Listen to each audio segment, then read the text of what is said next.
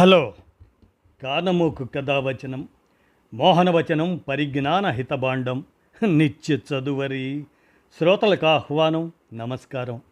చదవదగునెవరు రాసిన తదుపరి చదివిన వెంటనే మరువక పలువురికి వినిపింపబూనిన అది ఏ పరిజ్ఞాన హితభాండమవుపో మహిళ మోహనవచనమై విరాజిల్లు. పరిజ్ఞాన హితభాండం లక్ష్యం ప్రతివారీ సమాచార హక్కు ఆస్ఫూర్తితోనే ఇప్పుడు చారిత్రక అంశంగా పర్షియా నేటి ఇరాన్ నాటి నైజాం బంధం అనేటువంటి ఈ చారిత్రక అంశాన్ని మన కానమోకు కథావచన శ్రోతలకు మీ కానమోకు స్వరంలో వినిపిస్తాను, వినండి. పర్షియా నేటి ఇరాన్ నాటి నైజాం బంధం. ఇక వినండి. నిజాం అంటే పర్షియన్ భాషలో పాలకులు అని అర్థం.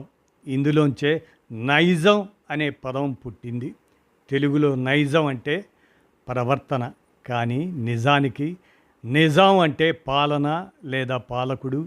నిజాం రాజు అనగానే చాలామంది కన్ఫ్యూజ్ అవుతారు. అసఫ్ జాహీ వంశస్థులైన వేళ్లలో మొదటి నిజాం రాజు పేరు మీర్ కమరుద్దీన్ ఖాన్. మొత్తం 7 నిజాం రాజులు.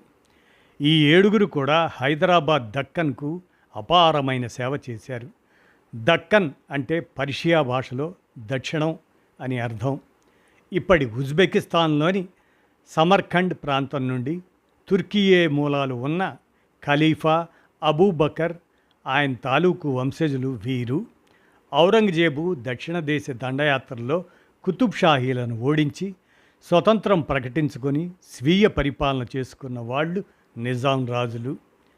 కుతుబ్ షాహీలు పర్షియన్ షియా ఇస్లాంలోని ఆచారి ఇత్తున తెగకు చెందితే, అసఫ్ జాహీలు మధ్య ఆసియా ఫర్షో తజీక్ ఆ తెగకు చెందిన సున్నీలు.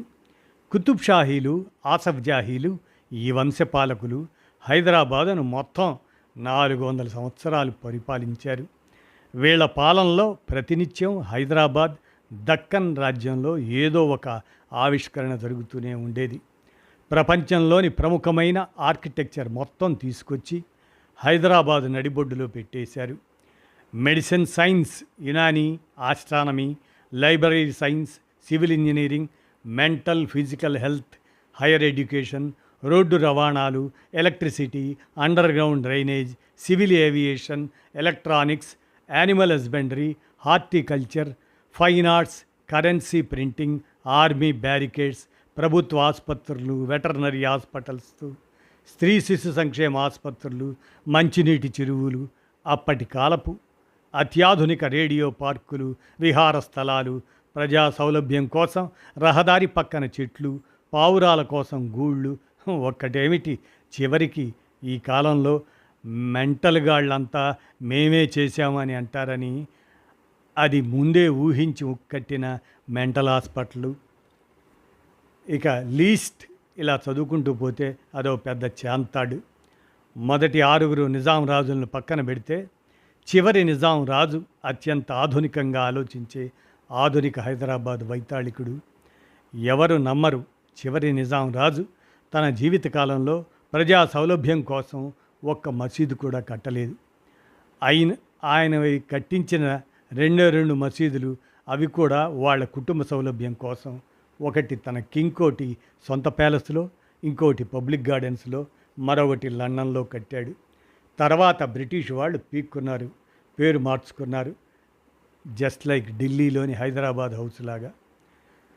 ఆయన మొదటి కోడలు ప్రిన్సెస్ దుర్రా షిఫర్ టర్కీ రాజకుమార్తె, ఒట్టమాన్ రాజు వారసురాలు. ఆమెనే హైదరాబాద్ బేగంపేట ఎయిర్పోర్టును 1935లో ప్రారంభించారు. ఆమె ఆధునికురాలు. ఫేమస్ జడ్జిఖానా ప్రభుత్వ దవాఖానా ఆమె ఆలోచనే. ఇలా ఆమె కంట్రిబ్యూషన్ వెలకట్టలేనిది. ఆమె ఆడపిల్లల కోసం ఎన్నో స్కూళ్ళు, కాలేజీలు, గ్రౌండ్స్, హాస్పిటల్స్ కట్టించారు.